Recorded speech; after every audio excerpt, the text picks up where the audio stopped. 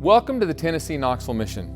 I'm Kent Vaughn, and let me share with you just a few of the reasons why I've lived here for more than 25 years with my family, and what makes Appalachia so extraordinary.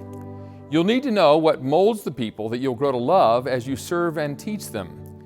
You are specifically here to share the restored gospel and its saving ordinances. This is better accomplished when you understand the people. You may have come here with many preconceived notions and ideas of what you would find here.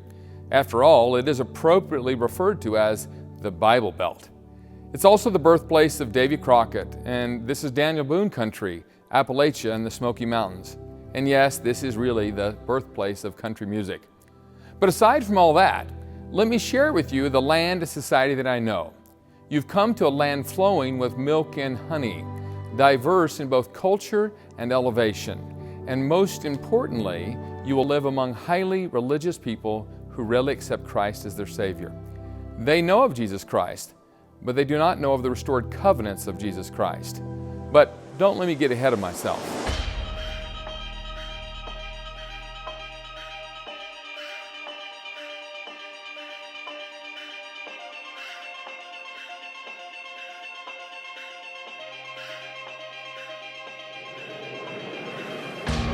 Welcome to the Orange and White. You're now in the Southeastern Conference, where football is a way of life, and the University of Tennessee's Neyland Stadium is the 7th largest in the world. In fact, UT was founded 2 years before Tennessee statehood in 1794. Oak Ridge National Labs and the Y-12 National Security Complex partner with the university in nuclear research. During World War II, these enterprises and the city of Oak Ridge itself was the site of uranium enrichment for the U.S. government's Manhattan Project.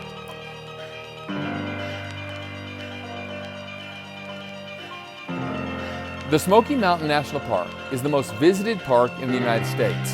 Adding to the allure for tourists are the attractions in Pigeon Forge, Gatlinburg, and even Dollywood.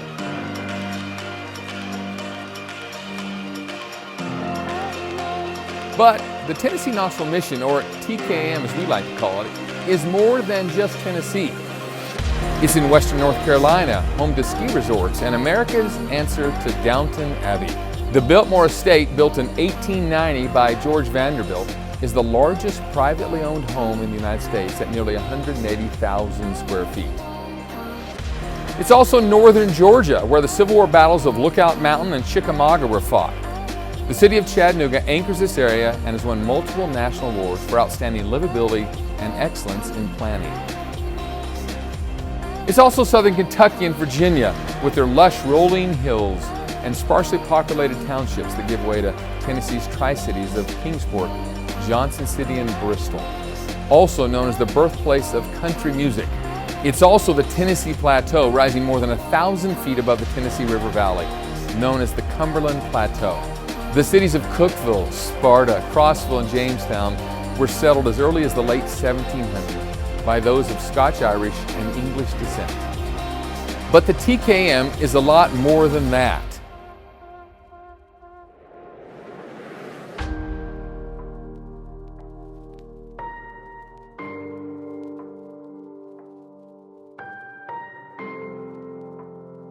This is a land the Lord has prepared for the restored gospel.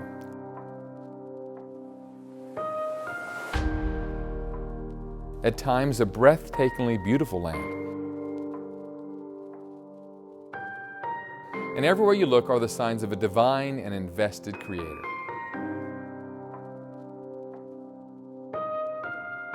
The Blue Ridge Mountains are among the oldest mountains on the earth. Much of Appalachia is defined as a temperate rainforest.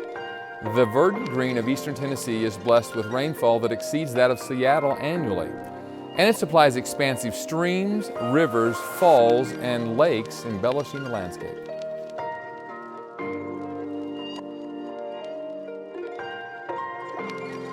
Our local history runs deep, including our native son, David Farragut, born July 5, 1801 in Campbell Station, Tennessee, now known as Farragut, Tennessee, promoted to the Navy's first admiral.